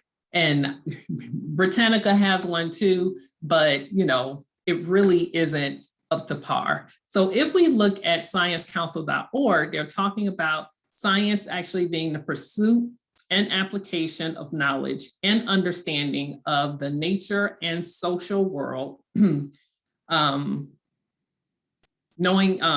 following a systemic methodology based on evidence. Let me make this bigger. That's much better. So there are different points to that. So we have objective observation, which is based on measurement and data. So possibly, but although not necessarily using mathematics as a tool. So a lot of times people shy away from science because it is very mathematics intensive. And so I think that there is a way, if we collaborate, that we can help to make that a reality without you thinking that, oh, I don't understand science because there's too much math. But it's also based on evidence. It's not based on something that is anecdotal. And what I mean by that is sometimes you can see stuff over and over again, but until you actually take some measurements and actually get data to back it up, and is reproducible, meaning that you can actually predict what the results are going to be, then it really isn't true science. Also conducting experiments and or observation as a benchmark for testing hypotheses. So when you make observations, and one of the reasons why I really enjoy collaborating and working with practitioners such as yourself is because you see everything. I know that there are a lot of hypotheses, and one of the hypotheses I hear a lot is that after you continue to use products, that they eventually stop working. And I know a lot of practitioners who really believe that. But there is really a science behind what's actually happening that would cause the product not to, or to be perceived as not working. And that's beyond the scope of this, but that's just one example of something that you observe. But when we work together, then I can help to explain some of these things, and then you can actually level up and actually be a part of advancing the industry in a way that I think is unique, and I think will fall behind if we don't do something fast. The other thing is induction and the reasoning to establish general rules or conclusions drawn by facts or examples. And then repetition, something that you do in science is predictable, and you have to be able to do that through repetition. Critical analysis, that has to do a lot with the critical thinking. And then verification and testing critical exposure to scrutiny, peer review, and assessment. And what that means is not only do you feel a particular way, you actually present it, and then you are scrutinized. And not saying you personally, but anyone who is saying that they're doing science, it is our obligation as scientists to be able to communicate and share that in an effective way to our peers and actually hear some of the other thoughts about what's going on and other considerations that we may not have thought about. And so when you do that and you have that exchange, that actually builds a better picture and research and gives you the ability to learn more when you do that. So the beauty industry is stuck. And one of the things that really disappoints me is to know about how dated the information is in the current cosmetology course booklets. I can't believe that the text booklets are still in this day and age only written by people who are experts in the area, even though there is data to back up some of the things that are being discussed. So one of the things that we do as scientists is we always have references. We always want to make sure that we are presenting things that's not just based on opinion, but this is something that someone else saw. And so when you do that, you provide a reference. But in none of the cosmetology textbooks, even though, like I said, there is data to support what's being said, that's not being done. But there's also no standard curriculum for newer fields. So earlier I talked about trichology. And in the field of trichology, where you learn more about diseases of the hair and scalp, there is no standard textbook, but when you take a course or you get certified, it's really up to the person who's giving the certification to make the standards. And it does not have to be based on any board or any type of higher standard where you have to rely on something else. Everybody's just doing their own thing, thinking that what they're putting out there is important. Now, not to say that the information that you get isn't good, but what I try to do is make sure that I prepare or arm people to be able to ask those critical questions so that you can get receipts, meaning proof, or at least an explanation of why they're saying what they're saying. Because a lot of people are very passionate about what they say and they have a lot of conclusions, but don't have anything to back it up. So that's something that I'm really trying to work on in the industry to make sure that we ask those difficult questions. And I have to say, even include myself, if there is something that I say that I can't back up, then you need to question me as well. So I'm put into that bucket. But there's also no consideration of the way that we receive information. And what I mean by that is everybody is out on Google. Google is everybody's teacher, basically. And there is a way that you should obtain information. There is a learning literacy course on LinkedIn that I ran across. And I think that that is absolutely phenomenal because it allows you to think about where you receive your information and how relevant it is. So you have popular sources and then you have scholarly sources. And one of the sources that is readily available to people that I like to share is a website called PubMed. PubMed, PubMed. And that is where you can look up journal articles that actually are peer reviewed, meaning that there are people in the field who have looked it over and who agreed that it is of substance enough to be able to be published. And so that's one resource for you, but also Google Scholar. That is also another link that you can use to find different resources to check out using scientific or in scientific literature. Now, I talk about that, but I want to share about opportunities for industry elevation. And so one of the things that I am still disappointed with, because I came from the L'Oreal Institute for Ethnic Hair and Skin Research after I was at Unilever for 2.5 years.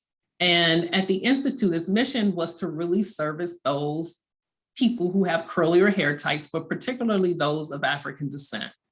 And they had that institute built because it was important for them to get data on Black hair, because unfortunately, most of the literature and information that you get in scientific journals is based on Asian and Caucasian hair. That is a huge opportunity for us to start getting data on Black hair. But also, companies rarely use hair of African descent to make claims and to prove their products are effective.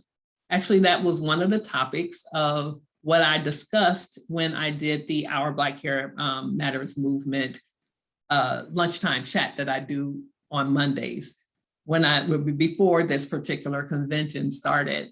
And so it's incredible to me that we are still accepting manufacturers' claims that isn't necessarily made based on them using our hair to make the claim.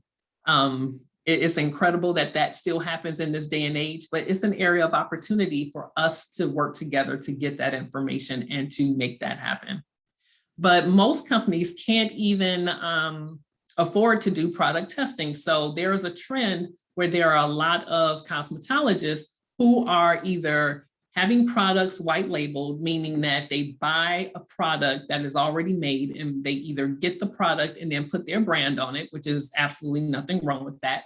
But one of the things that I would challenge anyone who does that to do is to be able to ask the questions from the person who's providing you that formulation, whether or not they've done their due diligence. And I have a list of questions, and I can talk about that a little bit later. And then people want proof that something is working. We are more educated now than ever before.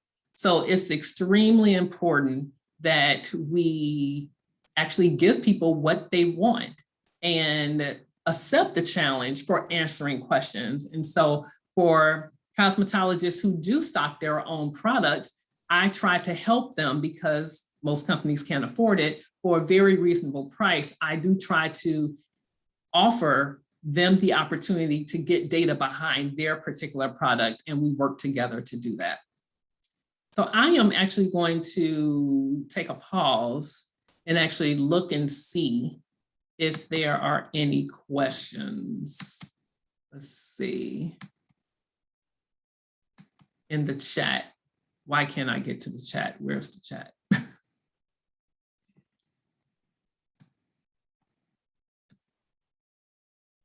Not at this moment, Dr. Krista.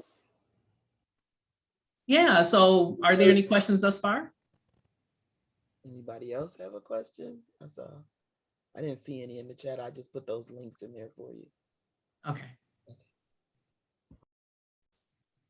All right, well, if there aren't any questions, I am going to continue.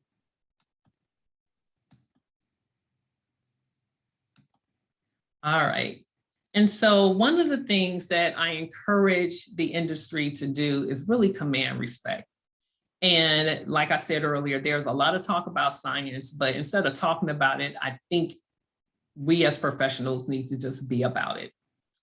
And when I say that, it really is about professionals, stating that they do their own research or studies. I hear that all the time, like, yeah, I'm a researcher. I do my own studies. I, make these observations and I'm recording information. But if you are just making observations and just looking at some of the characteristics of what you're seeing happen, but you're not recording the temperature of the process or the humidity or looking at other variables that can really impact what you're observing, then that isn't true science. So there are a lot of variables that need to be considered. And if you don't even know what a control is or a benchmark is, that is something that's a problem. The other thing is there's something called city training, and I have that in parentheses here. But city training stands for Collaborative Institutional Training Initiative. And that particular training allows you to do research on human subjects. Now that sounds very technical, not personal at all. But when I say human subjects, I'm talking about people that you're getting information from, because as a scientist, we're not able to publish anything related to human beings and information that we get from them. Even if we measure things, we can't publish it unless there is consent. And there is an ethics board that you have to go through to make sure that the Tuskegee experiment doesn't happen again. So while I realize that there's a lot of apprehension to people participating in studies, one of the things I talked about in the lunchtime chat today is I think we need to work together to get people involved in more studies, but a lot of times we're being left out of advancements, and that's just not cool. So while they're making a lot of movement in the medical industry, they're not making any movements as far as I can see in the hair care industry. And it's extremely important. And you as practitioners see the result of that all the time. So I wanted to give you some examples of what to look out for. And so there are some products out there that really talk about the science. And what they do is they quote it without having any evidence. So when I say, you know, really critically thinking and asking those hard questions, it really is about asking, okay, you say there's science, where's the journal that supports it? And then once you look at the journal, you need to be able to discern whether or not it is them talking about their product, or are they talking about an ingredient that's in the product? Because that's totally different. Because when you formulate and there is a particular ingredient inside, it doesn't necessarily mean that when they did the research on the actual ingredient and it behaved a particular way, that it's actually going to extend those characteristics into the product, because there are other ingredients in there that may not be synergistic. It actually may do the opposite. So just being aware that you don't want to be bamboozled just because they're trying to pull one on you. The other thing I want to talk about is scientific diets. And I am calling out the eating for your blood type diet. Now, I am not poo-pooing on it at all, because I know people that I respect who swear by it. And the thing about it is, every time I try to look up to see if there is data to substantiate exactly what they're saying about it, I cannot find it. And when I ask people about it, they don't give me the information that's needed as well. And so if you go on healthline.com and you look at the blood type review, they just basically say exactly what I just said. And I have actively tried to do this. So when I read it, I was just like nodding my head in agreement that, yeah, you just can't find the information. Because what they're saying is, if you change your diet, because if you look at what they recommend, it is usually a healthier lifestyle diet anyway. So the benefits that people get, they would get regardless of what your blood type is. So that is the main argument about that. But what I'm telling a lot of the practitioners who really embrace it and offer that as a part of their service in terms of, you know, what they do to help their clientele, I'm like, okay, you're doing this anyway. Let's get some data together so that I can help you prove that this is effective. Now, the before and after pics, now I have a love-hate relationship with them, because I love it because you're able to look at it and be able to say, oh yeah, that looks like there's a difference, or maybe it doesn't. But the bad thing about it is there is a lot of plagiarism. There are a lot of people just showing the same pictures over and over and saying that this is what their services did. And that is not necessarily true. And so if you have that, but you have data in addition to it, especially if it's through a third party, like non-affiliated organization, then that's even better. Your credibility goes up. And then anyone who follows me knows that when you say that you don't use chemicals, it just makes me cringe, because I am a PhD chemist.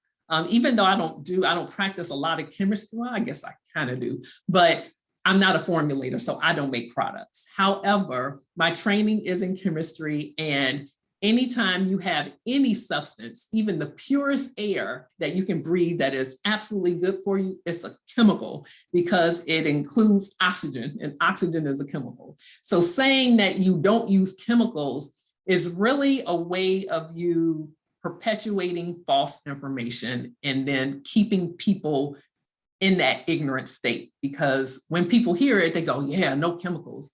But you want to change it in a way that maybe it's like non-toxic substances that you don't use. And it's okay to say that. And you get the same point across without actually just being wrong.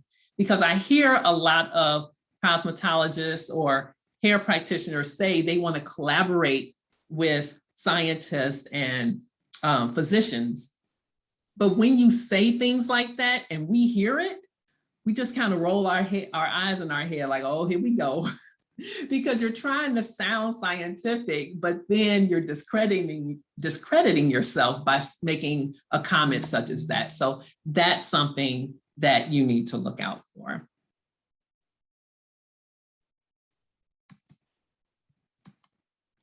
All right. And so I don't have a whole lot of time, and so I'm not going to go over this, but there are real life scenarios that are, in the world that I could talk about, but I think you get the gist from the slide that I just went over in terms of how we need to be careful in the way we communicate so that we can make sure that we're saying what is really true.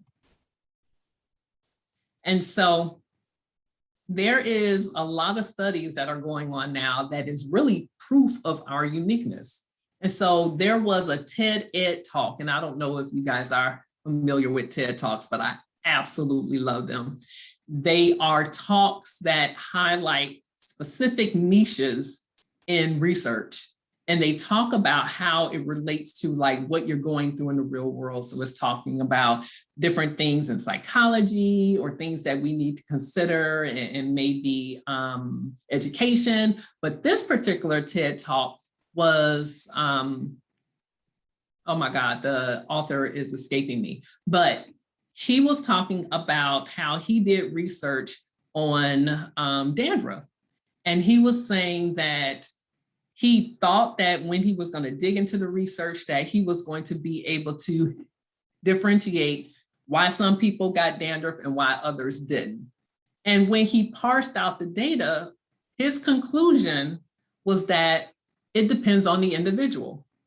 So it can be the same Malassezia yeast that is there on the scalp, which we know that feeds on the sebum that our scalp produces. And that has been known to be present when there's dandruff, but it's present even when there's no dandruff. And so it's the individual that will drive the results and not necessarily the type of yeast or the presence or absence of the Malassezia yeast.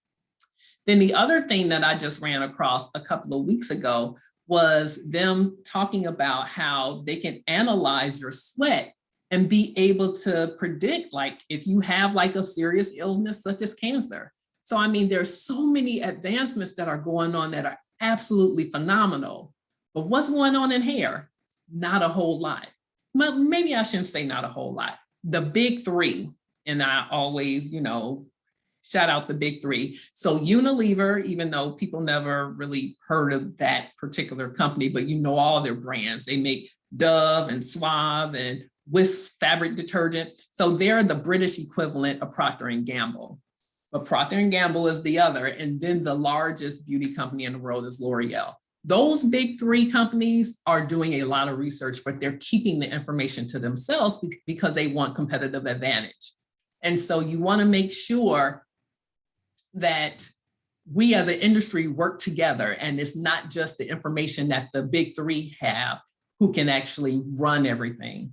But the other example I want to give is the characterization of the gut metabolome during the period of low supplementation in healthy humans. And this was a presentation that was given by a student who was doing an internship at Stanford. And what she was seeing is that iron intake also, the benefits or no benefits that you would get is really based on the individual. So this is just more and more proof piled on top of itself that it really matters.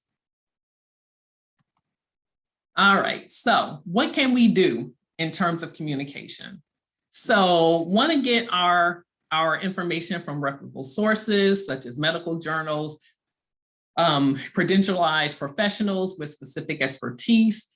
And then you also need to save your Alpha Sigma Sigma. For those of you who may not know Greek letters, that can be, a derogatory term, but you need to save your ASS and your reputation. That's basically what it's saying.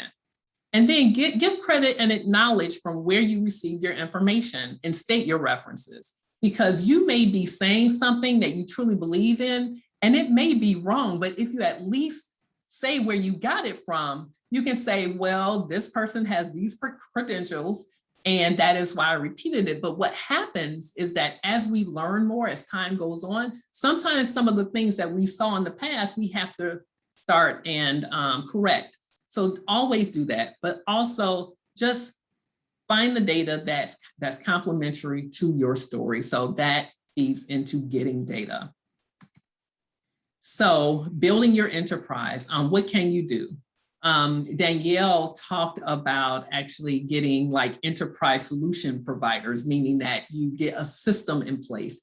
It is unbelievable the amount of professionals who are not using systems to make their lives easier. I don't really understand what the resistance is, because after they switch it over, they're like, oh my God, I should have done this a long time ago. But a lot of professionals are very resistant to that. And I actually have I have one who tailored it to what my particular needs were. And so that's important, to just not think about, oh, I'm just limited to this because all of the other professionals are using it. No, there are a number of people who can personalize it for you, but also working with physicians and scientists that can help you to build your enterprise. Verify your products, ask those hard questions, the who, what, when, where, how, and why of the product. Do they have data on it? Have they tested it on the population in which they're making claims for? That's a big one. And so when it comes to scalp wellness, understanding whether or not it's good for the scalp, have they done that research? Also, validate your systems, have the equipment, and then have the nutritional recommendations, so make sure you verify all of that if that's a part of what you're offering. And then also obtain and share. So share everything, make sure that it's peer reviewed. And so collaboration, it's all about making sure that it's a win-win scenario. So having low-cost scientific analysis that can be used to differentiate you in terms of what you do for your business and what you offer your clientele. Learn how to have your treatments, processes, and ingredients impact the hair quality. If you really think you have a good product, we can work together to make sure that the data can show it. Your work can be showcased and recognized as you being a scientific contributor, but also add additional unique services for more revenue. So for those of you who want to get more in-depth information about your particular client so that you can make an informed decision, this is a collaboration that you definitely want to consider. And it advances science because we will continue to understand all the variables that influence hair behavior and why products do or don't work. And then your contribution will lay the foundation from which we researchers can continue to learn. We cannot continue to grow without you. I am, after working at 2 of the largest companies in the world, I know that we can't do it without you.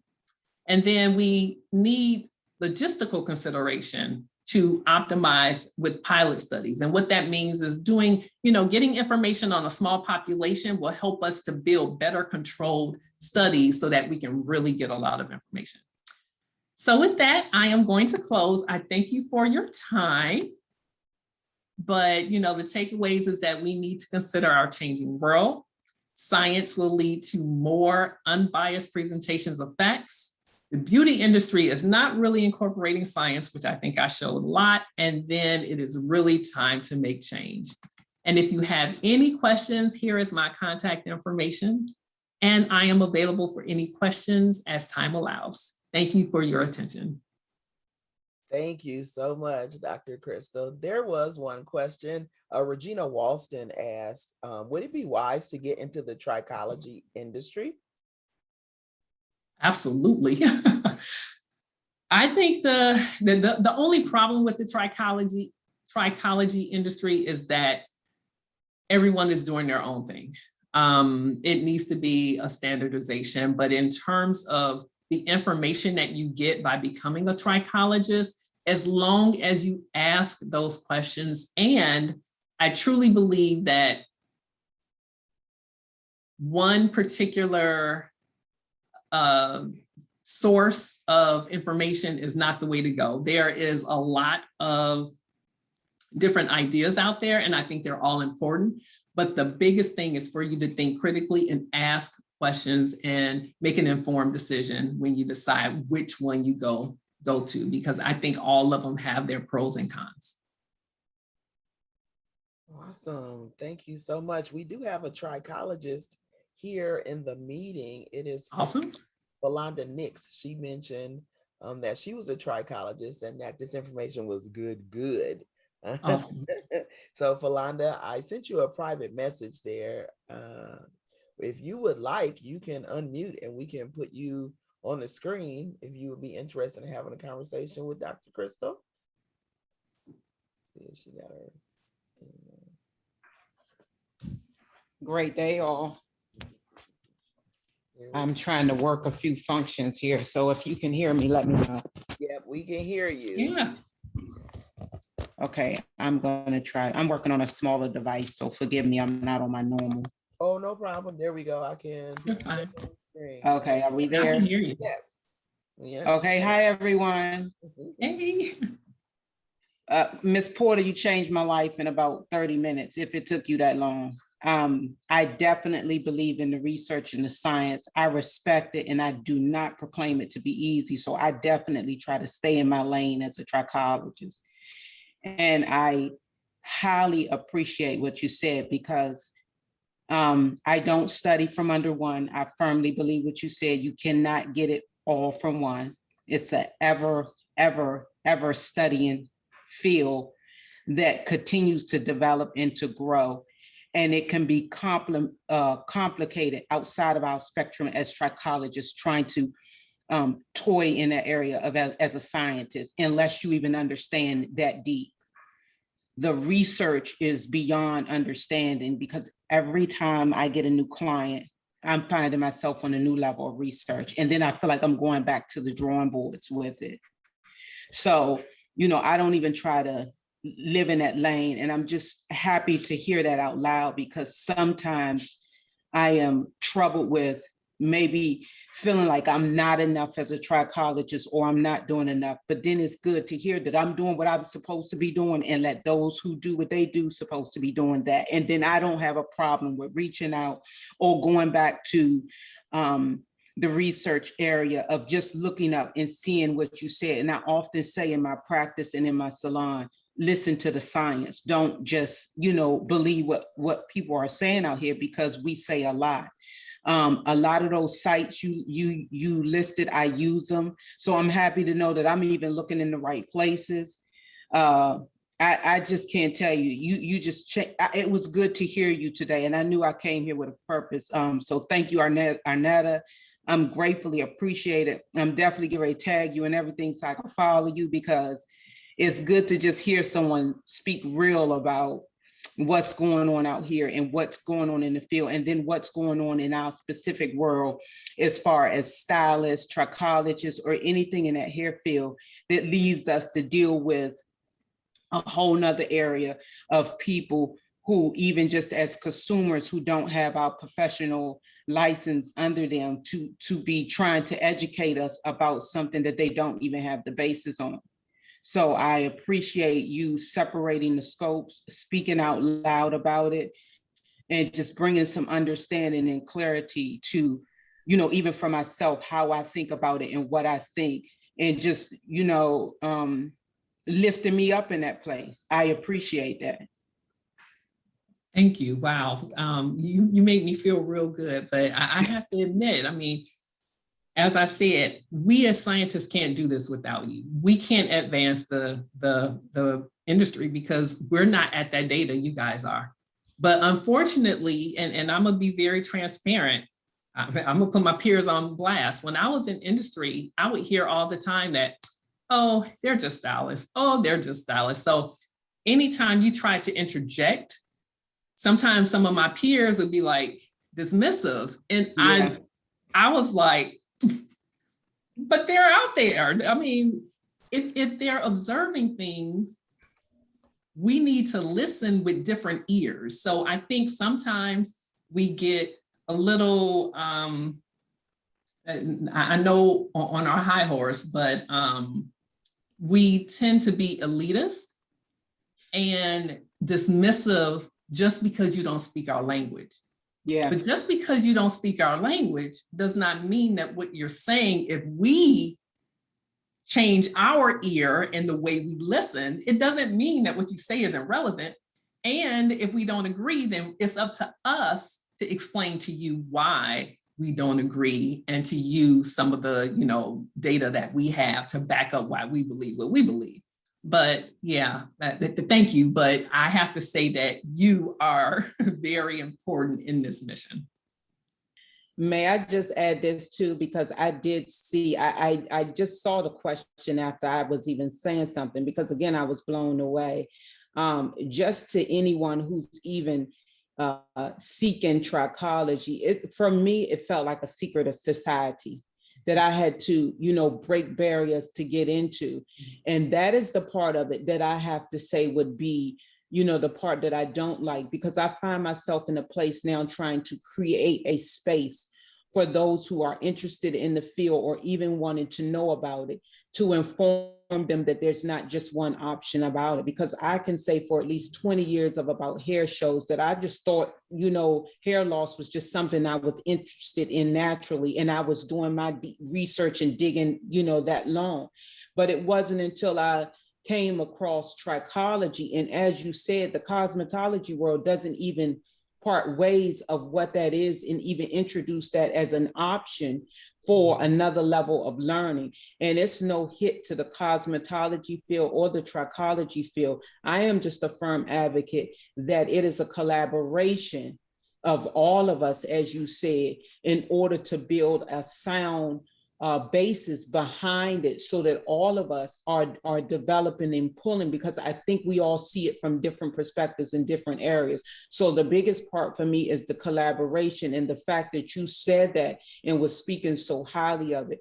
Again, much respect to you. No offense by anything you said. I thought it was dead and you nailed it and you killed it in, like I said, 30 minutes or less. I can't think of a better way it was said, and I'm gratefully appreciative to it. Thank you so much.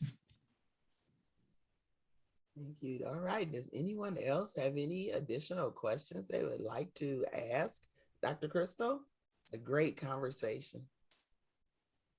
Okay. And I agree, Arnetta. Together we stand, divided we fall. Absolutely. It holds true in all types of scenarios. All right. We are going to go ahead and kick it back over to our president, President Brenda Kennard-Holsey. I am just overwhelmed. I think I got some tears coming down because of the information. Oh my stars. It's incredible. And as I reflect on the theme of this convention about that, the legacy and the direction of the beauty industry through science, education, and legislation, you all brought it. We are all in collaboration together. We're going to remain in a collaborative effort, working with each other. We're going to have classes on a regular, you all are already doing it. I'm a part of it. We're bringing it to OAB so that OAB can come and be that educational place, where resource center that people can come, have a platform as you all have brought it. I'm so proud to be a member of the Concerned Beauty and Barber Professionals and Politics, Beauty and Barber. I'm a proud member of it. And I think that we all should be a part of it. And those that live in Ohio should be a part of the Ohio Association of Beauticians. We take it to another level being affiliated with the National Beauty Cultures League. That takes it to another level of arts and science in your degrees of a doctorate in professional cosmetology. You can get a BA or your master's. We want to start our institute here in Ohio.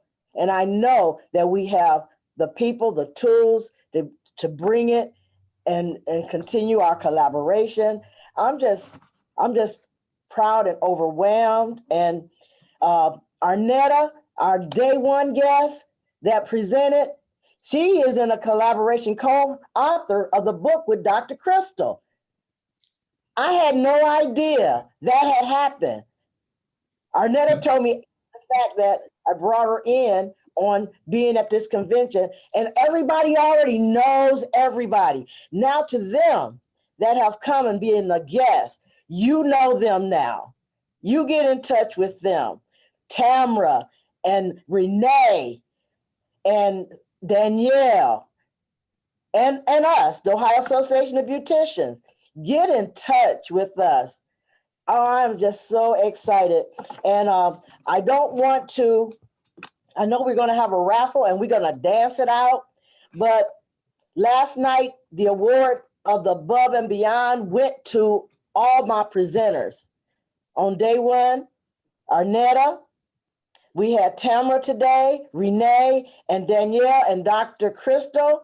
You all received last evening the Above and Beyond Award because you all have given to this Ohio Association of Beauticians above and beyond outstanding contribution to us and to those that are listening in.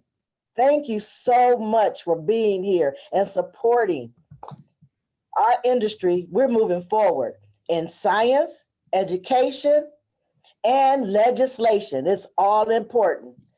We are important and we are essential. Let's stay and keep up the good trouble. Hey, for our raffle. All right, it is raffle time. Do not leave the meeting yet because you have to be present to win. We are going to state our gift. Our gift for this evening or this last raffle is the big one. We have a $90 gift certificate, a set of 3 different gift certificates.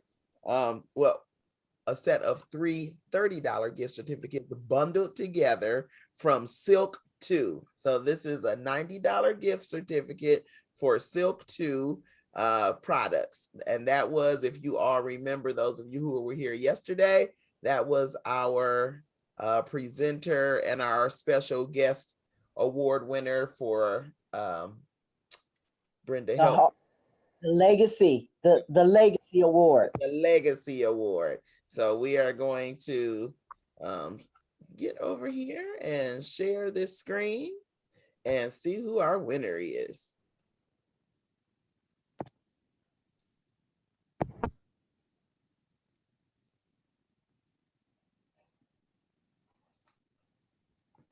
All right, if you are all ready, here we go.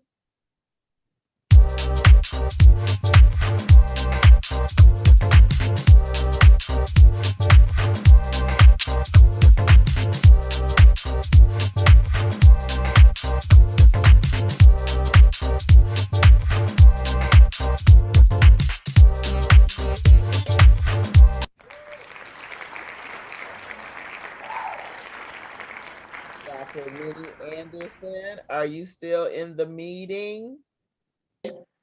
Yes.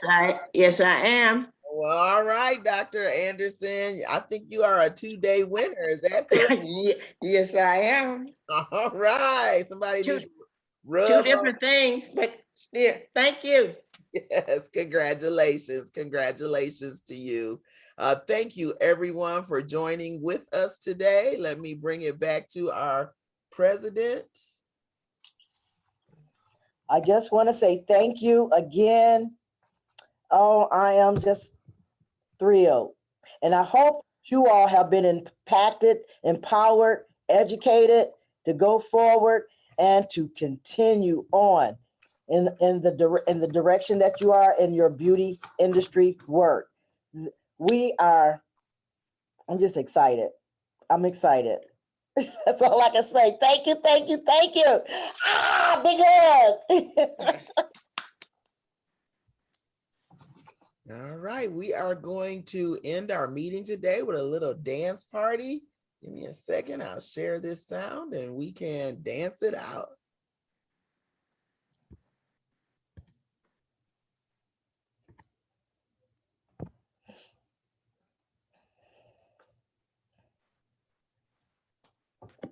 Great conference. Beautiful.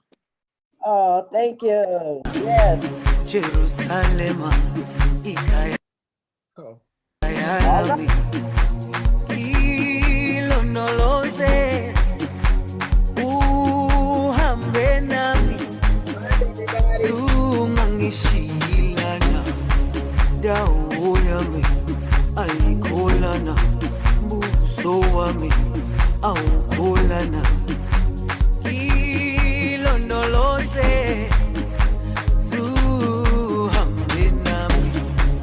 Dawo yami ayikholana, buso wami awukholana, ilondoloze zuhambe nami, ilondoloze, ilondoloze,